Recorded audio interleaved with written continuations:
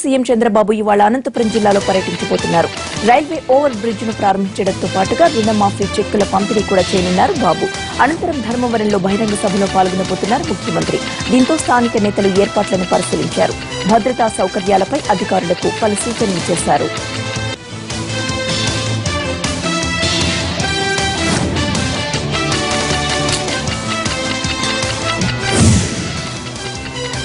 సాగునీటి రంగానికి అధిక ప్రాధాన్యత ఇస్తున్న తెలంగాణ సర్కార్ మరో కీలకమైన నిర్ణయం తీసుకుంది. రాష్ట్ర సాగునీటి రంగాన్ని శాటిలైట్ తో అనుసంధానించనుంది. భారీ ప్రాజెక్టు మొదలు గ్రామాల్లోని చిన్నపాటి చెరువు వరకు అన్ని రకాల నీటి వనరులకు సంబంధించిన సమగ్ర వివరాల్ని శాస్త్రీయంగా అందుబాటులోకి తేవాలని నిర్ణయించింది. ఇప్పటికే సాగునీటి ప్రాజెక్టుల్లో దేశంలో ఎక్కడా లేని విధంగా లైడార్ వంటి ఆధునిక సాంకేతిక సర్వేలు చేపట్టింది ప్రభుత్వం. ఇప్పుడు జల వనరులకు సాంకేతిక పరిజ్ఞానాన్ని జోడించనుంది. రిజర్వాయర్లలో నీటి నిల్వలను ఉపగ్రహాలతో విశ్లేషించేలా సాగునీటి శాఖ ఇస్రోకు మధ్య ఒప్పందం జరగనుంది.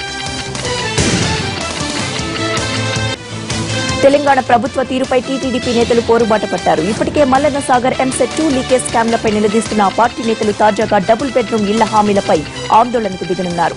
అలాగే రోడ్ల మరమ్మతుల్లో ప్రభుత్వం పూర్తిగా వైఫల్యం చెందిందని నిరసన వ్యక్తం చేయనున్నారు.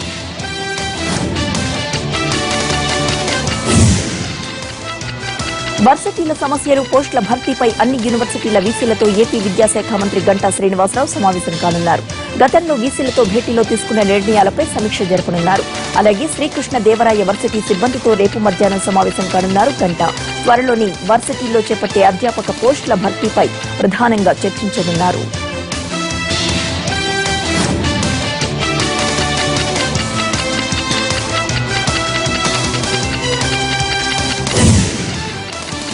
ప్రత్యేక హోదా అంశాన్ని తనకు వదిలివేయాలని దాదాపు ఒక నిర్ణయానికి వచ్చామంటూ ప్రధాని మోడీ ఇచ్చిన హామీపైనే ఏపీ ప్రభుత్వం గంపెడాసలు పెట్టుకుంది. ఏపీకి హోదాతో పాటుగా పోలవరం ప్రాజెక్టు నిధులు, ఇతర విభజన హామీలు నెరవేర్చాలని ప్రధానిని కోరినట్లుగా చెప్పారు సీఎం చంద్రబాబు. ఈ సమావేశాల్లోనే ప్రకటన చేయాలని కోరామన్నారు. ప్రధాని కూడా సానుకూలంగా స్పందించారన్న బాబు ఈ వారంలో పరిష్కారం వస్తుందని ఆశిస్తున్నట్లుగా చెప్పారు.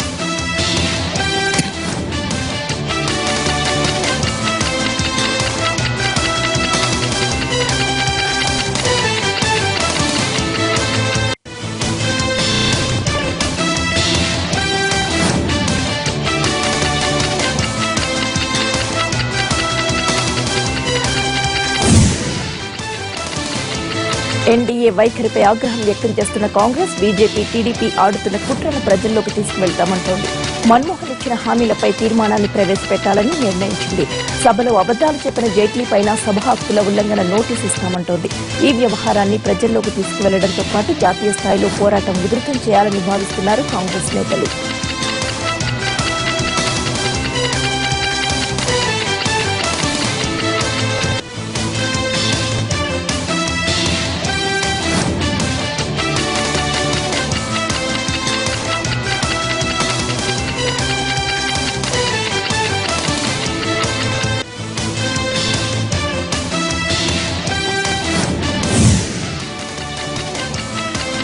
ఏపీకి స్పెషల్ స్టేటస్ పై ట్వీట్ చేశారు కాంగ్రెస్ ఉపాధ్యక్షుడు రాహుల్ గాంధీ.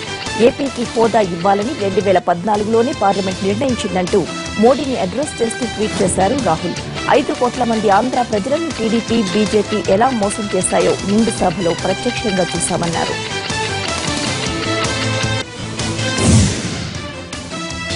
తెలంగాణ ప్రభుత్వానికి గుదిబండగా మారుతున్న రాజీవ్ స్వగృహ ఇళ్ల అమ్మకం దిశగా తొలి అడుగు పడింది. నాగోల్ బండ్లగూడలోని ఫ్లాట్లకు ఎట్టకేలకు ధరలు నిర్ణయించింది.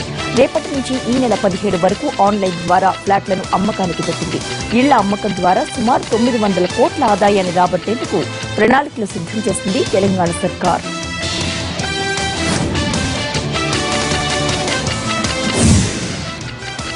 మెదక్ జిల్లా గజ్వేల్లో మిషన్ భగీరథ పథకం ప్రారంభోత్సవానికి విస్తృత ఏర్పాట్లు చేస్తోంది టీ సర్కార్. ప్రధాని అయిన తర్వాత మోడీ తొలిసారి రానుండటంతో ఈ కార్యక్రమాన్ని ప్రభుత్వం ప్రతిష్టాత్మకంగా తీసుకుంది.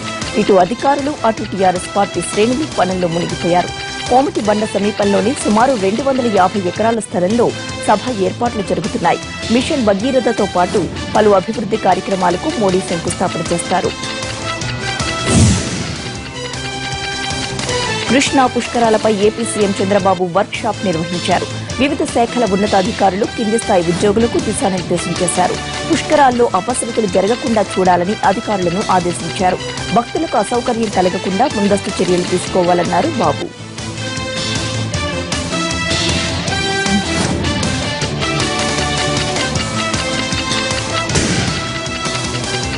హైదరాబాద్ జేఎన్టీయూ ఇంజనీరింగ్ ఎగ్జామ్ లో డిటైన్ అయిన స్టూడెంట్స్ ఆందోళన బయటపడ్డారు.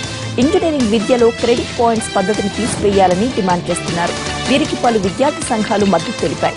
యూనివర్సిటీ వీసీ విద్యార్థుల బృందంతో చర్చలు జరిపారు. ఈ సమస్య త్వరలోనే పరిష్కారం కాకపోతే ఆందోళనను ఉధృతం చేస్తామని హెచ్చరిస్తున్నారు విద్యార్థులు.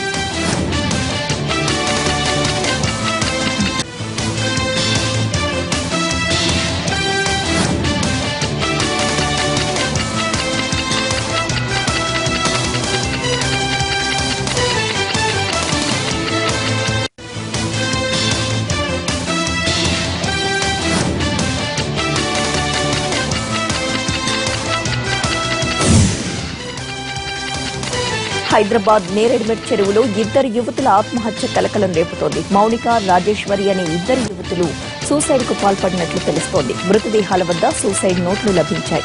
కామేష్ అనే వ్యక్తి తనను బ్లాక్మెయిల్ చేసి వేధించినందుకే ఆత్మహత్య చేసుకుంటున్నట్లు మౌనిక లేఖలో రాసింది. మరోవైపు తనను ఎవరూ పట్టించుకోవడం లేదని, మోసం చేశారనే ఆవేదనతో ప్రాణం తీసుకుంటున్నట్లు లేఖలో తెలిపింది.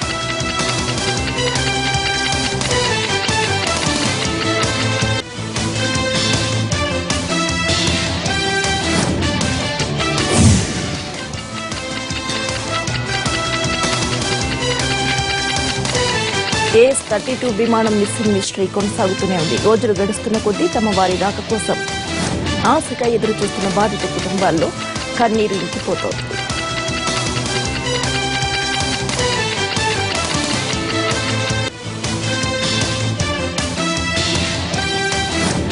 కర్నూలు జడ్పీ సమావేశం టీడీపీ, వైసీపీ నేతల వాగ్వాదంతో రసాభాసగా మారింది. శ్రీశైలం జలాల విడుదల, పుష్కరాల ఏర్పాట్ల విషయంలో ఇరుపక్షాలు విమర్శలతో మాటల యుద్ధానికి దిగాయి. పుష్కర పనుల్లో నాణ్యత లేదన్న వైసీపీ ఆరోపణలతో లోపాలు ఉంటే విచారణ జరిపించి చర్యలు తీసుకుంటామని, భవిష్యత్తులో పనులు చేయకుండా బ్లాక్ లిస్టులో పెడతామని అన్నారు టీడీపీ నేతలు.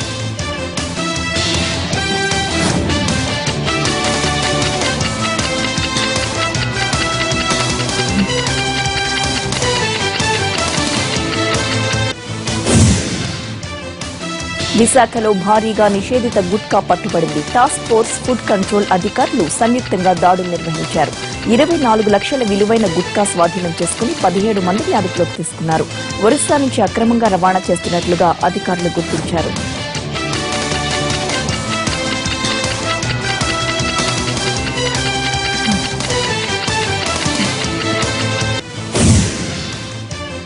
వరంగల్ జిల్లాలో మద్యం షాపులపై అధికారులు దాడులు చేశారు. స్టేట్ టాస్క్ ఫోర్స్ ఆధ్వర్యంలో మహబూబాబాద్ డివిజన్ వ్యాప్తంగా బెల్ట్ షాపులతో పాటుగా మద్యం షాపులపై ఏకకాలంలో తనిఖీలు నిర్వహించారు.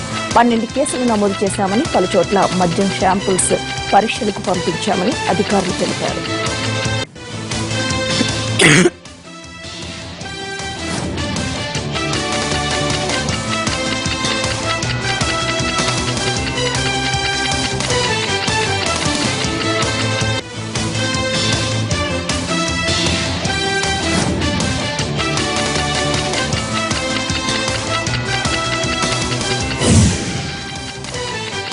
చేతి నిండా పని, మంచి జీతం, 2 ఏళ్లు అగ్రిమెంట్ అంటూ నిరుద్యోగులను నిండా ముంచేసిన ఒక కంపెనీ బాగోతం విశాఖలో బట్టబయలైంది. దీంతో మోసపోయిన బాధితులు ఆందోళనకు దిగారు. పెదగంటియాడలోని రామచంద్ర బిల్డింగ్ ఇన్స్టిట్యూట్ యజమాని ఉద్యోగాల పేరుతో 6 నెలల క్రితం 32 మందిని కువైట్ పంపించాడు. ఒక్కొక్కరి నుంచి 65,000 రూపాయలు వసూలు చేశాడు. తీరా కువైట్ వెళ్లిన చాలని జీతం, కొద్ది నెలలు మాత్రమే ఉపాధి ఉండడంతో నానా అవస్థలు పడి వారందరూ విశాఖకు తిరిగొచ్చేశారు. తమను మోసగించిన రామచంద్రపై చర్యలు తీసుకోవాలని పోలీసులకు ఫిర్యాదు చేశారు.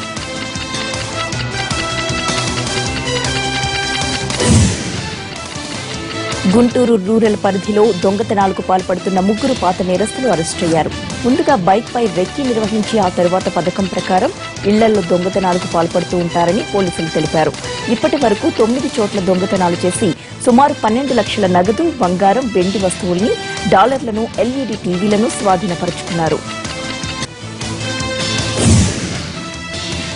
ప్రకాశం జిల్లాలో తహసీల్దార్పై యాసిడ్ దాడికి కుట్ర జరిగింది. పీసీ పల్లి తహసీల్దార్ మౌలానా సాహెబ్ రూంలో దుండగులు ఫ్యాన్ రెక్కలపై యాసిడ్ పెట్టారు. కార్యాలయంలోకి వచ్చిన ఎంఆర్ఓ ఫ్యాన్ స్విచ్ ఆన్ చేయడంతో యాసిడ్ చుక్కలు ఆయనపై పడ్డాయి. కార్యాలయంలో పనిచేస్తున్న మరో ఉద్యోగిపై కూడా యాసిడ్ పడింది. స్వల్పంగా గాయపడ్డ ఇద్దరిని వెంటనే ఆసుపత్రికి తరలించారు.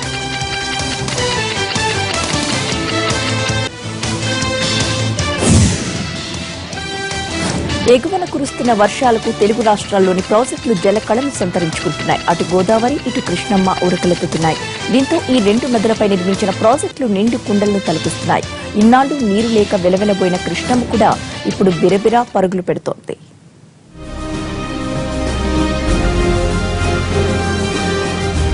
కర్ణాటక, మహారాష్ట్రల్లో భారీగా వర్షాలు కురుస్తున్నాయి. ఆ వరద నీరంతా ప్రాజెక్టుల అడ్డంకులను దాటుకుని పరుగు పెడుతోంది. కర్ణాటకలో కృష్ణానదిపై నిర్మించిన ఆల్మట్టి నారాయణపూర్ ప్రాజెక్టులు ఇప్పటికే పూర్తిగా నిండిపోయాయి. దీంతో నీటిని దిగువకు వదులుతున్నారు. జూరాలకు 2,40,000 క్యూసెక్కుల వరద వస్తోంది. ఈ ప్రాజెక్టు నుంచి దాదాపు 2,63,000 క్యూసెక్కుల నీటిని విడుదల చేస్తున్నారు.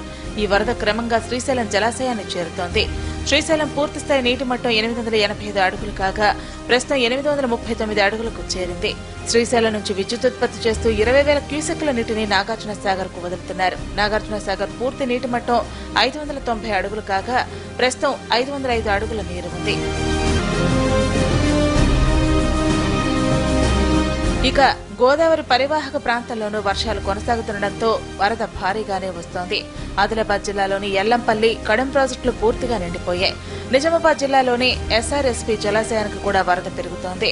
ఉత్తర తెలంగాణకు వరప్రదాయనిగా భావించే ఈ ప్రాజెక్టు పూర్తిస్థాయి నీటి మట్టం 1,091 అడుగులు కాగా ప్రస్తుతం 1,078 అడుగులకు చేరింది. పూర్తిస్థాయి నీటి మట్టం 90 టీఎంసీలకు ప్రస్తుతం 46 టీఎంసీల నీరు ప్రాజెక్టులో ఉంది. ఖమ్మం జిల్లా భద్రాచలం వద్ద కూడా గోదావరి పరవళ్లు తొక్కుతోంది. మరికొన్ని రోజులు వర్షాలు ఇలాగే కొనసాగితే తెలుగు రాష్ట్రాలకు కీలక ప్రాజెక్టులైన శ్రీశైలం, నాగార్జున సాగర్ పూర్తిగా నిండే అవకాశం ఉంది.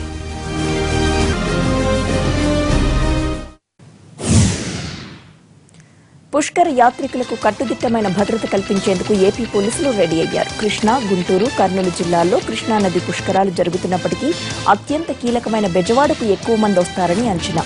దాదాపుగా 3 కోట్ల మంది ఇక్కడ పుష్కర స్నానాలు ఆచరించే అవకాశాలున్నాయి. దీంతో బెజవాడపైనే దృష్టి పెట్టింది ఏపీ పోలీస్ శాఖ.